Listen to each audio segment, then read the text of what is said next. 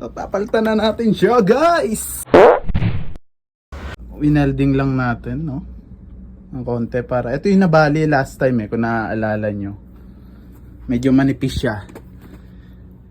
Then eto na yung bago. Tingnan nyo yung difference, guys. Mas malapad din siya. Ang kagandahan dito, nandito kasi yung sa ano mo likod ng legs.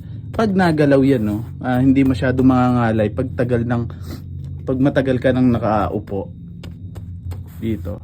So relax na relax ka dyan. Comfy ang puwitan mo dito. Ayan.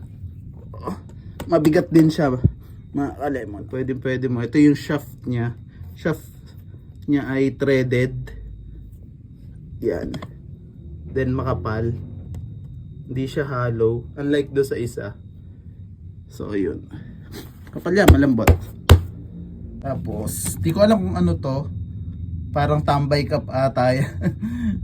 hanggang 200. De, joke lang. So comfy ka dyan. So binigyan talaga natin yan ng value.